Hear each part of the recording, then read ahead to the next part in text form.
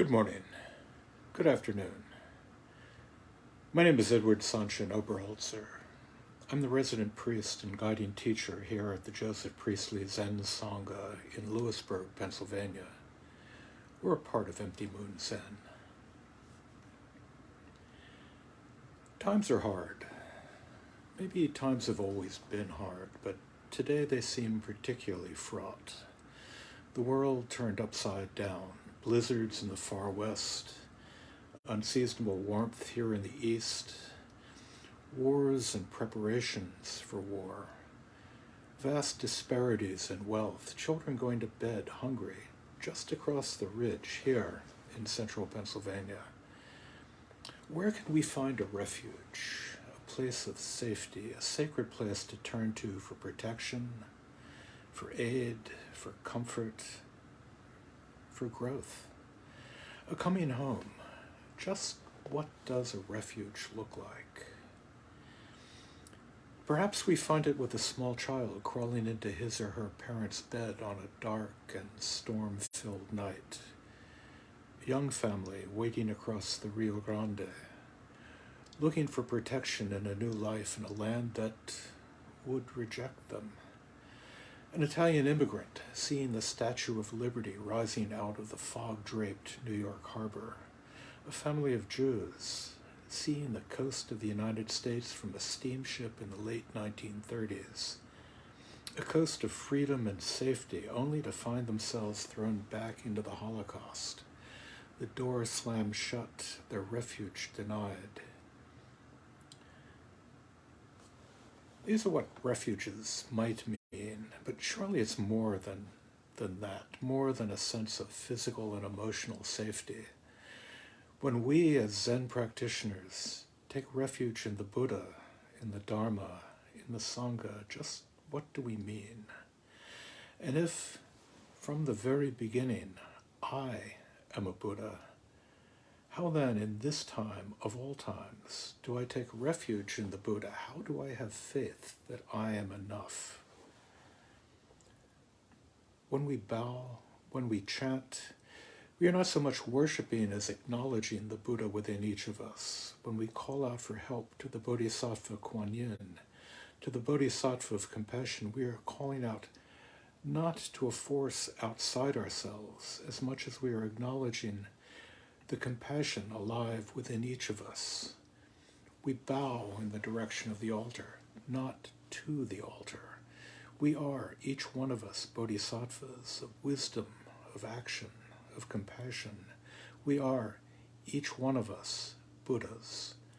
This is our nature, whether we remember it or not. This is our refuge.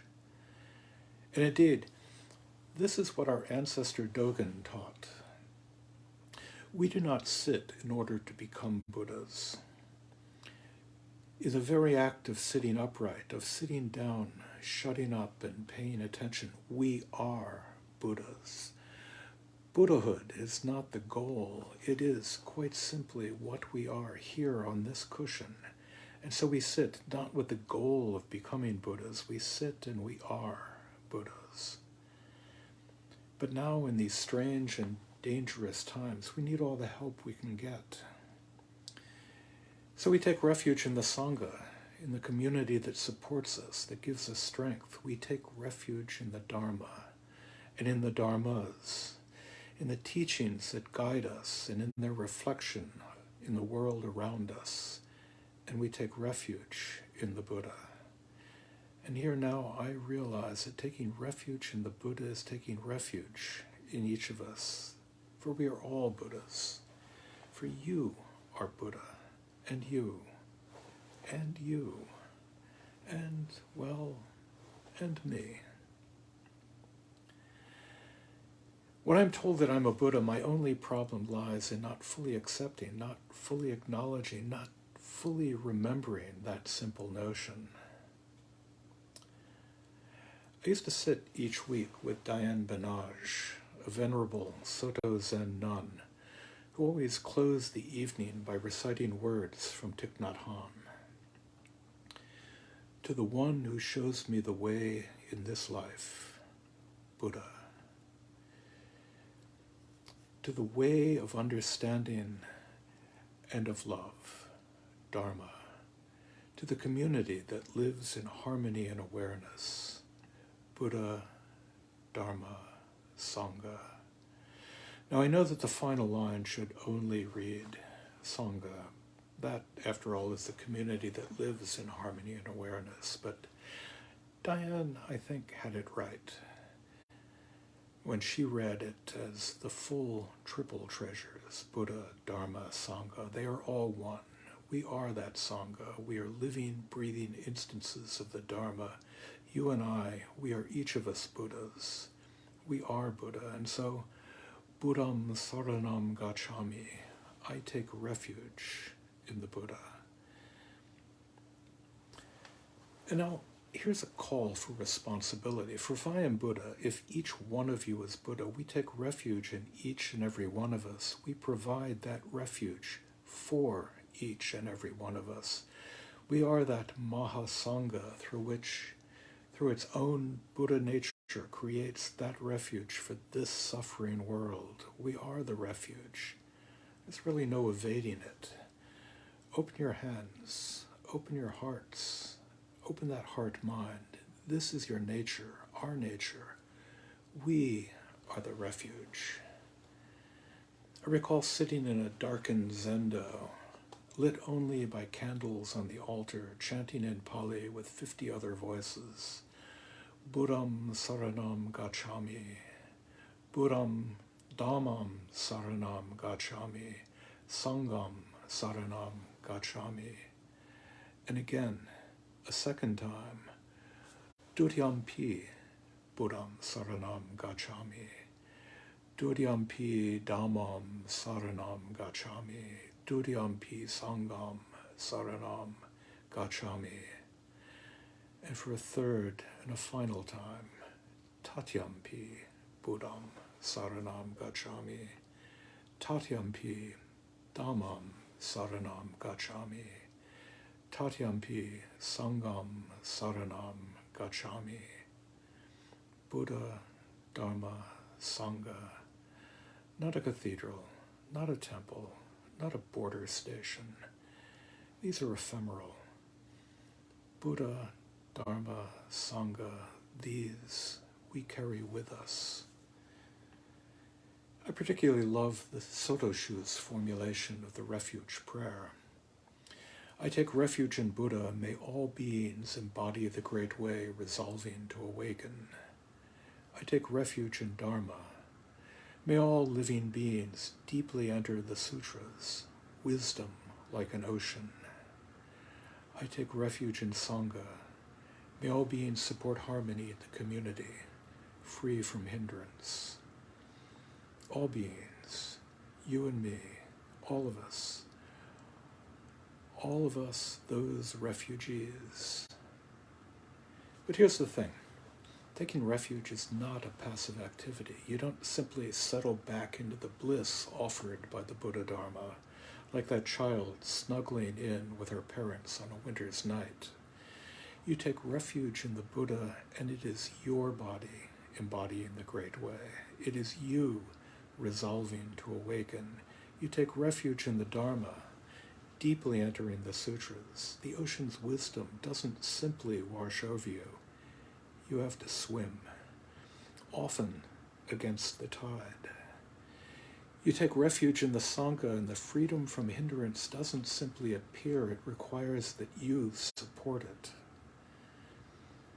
And so we chant the three refuges, and the three refuges chant us. Thich Nhat Hanh reminds us that when I take refuge in the Buddha takes refuge in me. We carry Buddha, Dharma, Sangha with us. We are Buddha, Dharma, Sangha. In taking refuge, we take refuge in ourselves, in our boundless natures. And this is no easy task. We are that young, struggling, questing man, sitting under the Bodhi tree, awakening with the morning star. We are the whole universe, its intricacies, its myriad ways manifest in the teachings, not just of the Buddha, but of Newton and of Darwin and of Einstein, and aren't they all the Buddha? We are the Sangha, not just that person sitting on the cushion opposite you, but the neighbor from down the street mowing her lawn, the mailman driving down the street, the teenager on a street corner holding up a Black Lives Matter sign, the enraged truck driver glaring at that kid, the street corner itself, the truck, the sign, the sky, the birds flying by, all of it. So open yourself to these three treasures, Buddha, Dharma, Sangha, and they will open to you. When that frightened child crawls into bed with her parents, that child is each of us. When that kid pulls down the statue of Stonewall Jackson, that kid is each of us.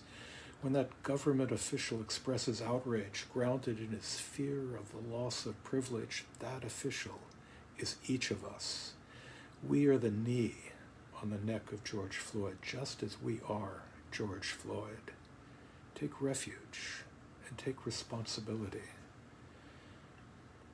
Opening our hearts can be that refuge because the Buddha, the Dharma, and the Sangha are themselves all accepting.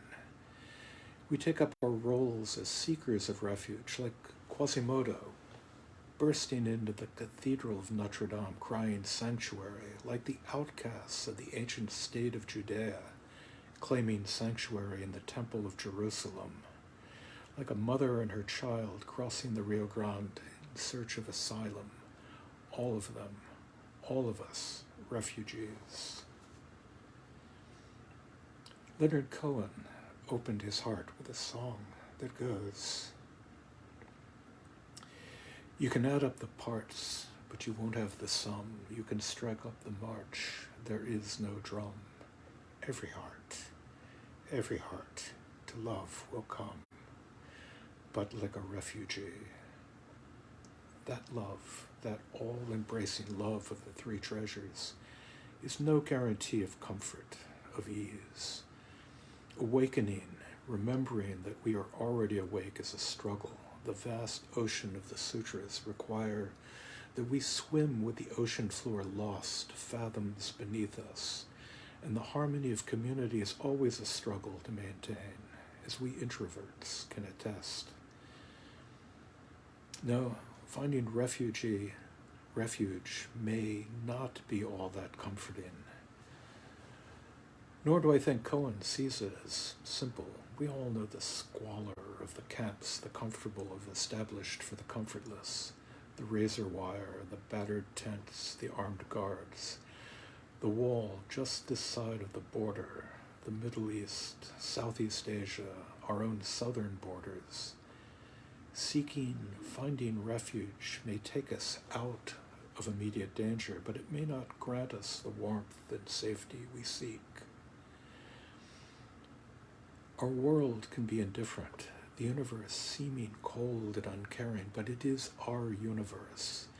This is the hand we were dealt, but we ourselves can bring that warmth and concern with us, welcoming that hunchback of Notre Dame, that outcast from ancient Judea, the immigrant mother and her child, welcoming ourselves, opening your hearts to Buddha, Dharma, and Sangha, just as Buddha, Dharma, and Sangha open their hearts to us, just as we are Buddha, Dharma, and Sangha.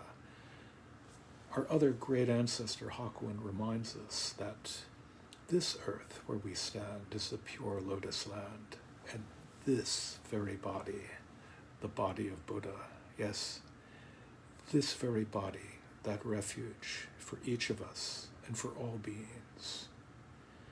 So many ways to find refuge, so many refugees. Thank you.